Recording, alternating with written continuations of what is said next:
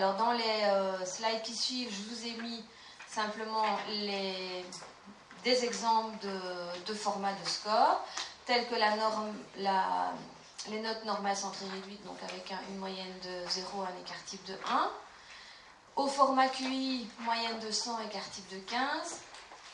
La note T, vous n'avez peut-être pas l'habitude de l'utiliser, c'est une distribution qui a une moyenne de 50 et un écart type de 10.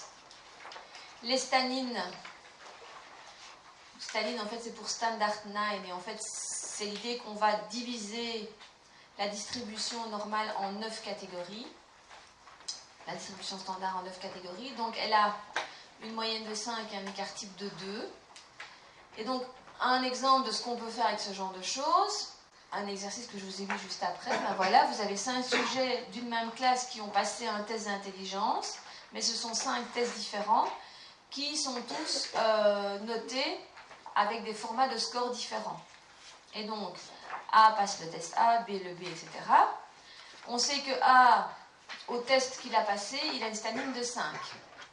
Que B, il a une note normale centrée réduite de 0,5. Que C, il a une note de 70 au format QI.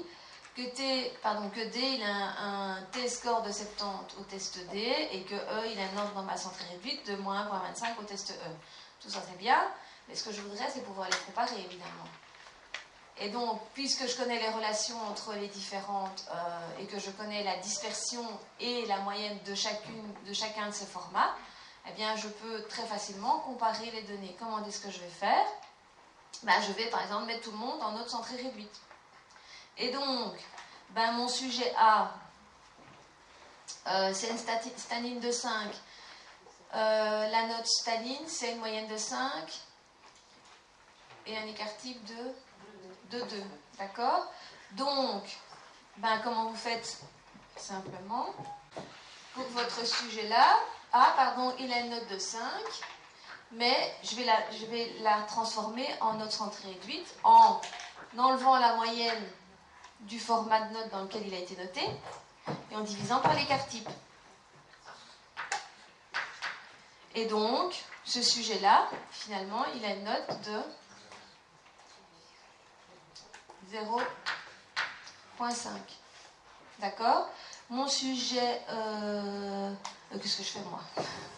5 moins 5, 0, excusez-moi. Mon sujet B, lui, il est déjà en note centrée réduite. Hein. Mon sujet B, il a 0,5. Mon sujet C, je vais lire là, ce sera plus facile. Il a une note 70 au format QI. Donc, je fais 70 moins 100 divisé par 15. Ça nous fait 30 divisé par 15. D'accord ? Je ne me trompe pas ? Et donc, lui, il a une note de 2. Son score est de 2 en note centrée réduite. Et mon sujet D, 70 en note T. La note T, vous avez retenu combien c'était ? 50 et 10. Hein. Donc 70 moins 50, 20. Divisé par 10. Ici, j'ai oublié, excusez-moi, 70, c'est moins 2 ici. Fatigué aujourd'hui. Hein. Et mon sujet E, mon sujet E, lui, il est déjà en note centrée réduite de moins 1,25. Et donc, si maintenant je me pose la question de tiens, finalement, c'est lequel qui est meilleur au test d'intelligence et qui est le moins bon au test d'intelligence, eh bien, vous pouvez classer les sujets de cette manière-là.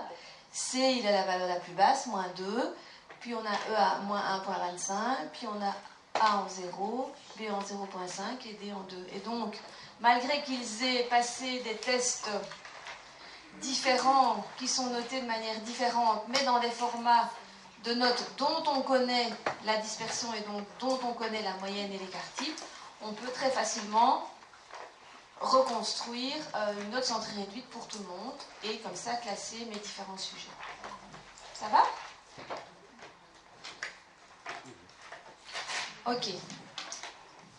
Je vais passer à la deuxième partie. Alors,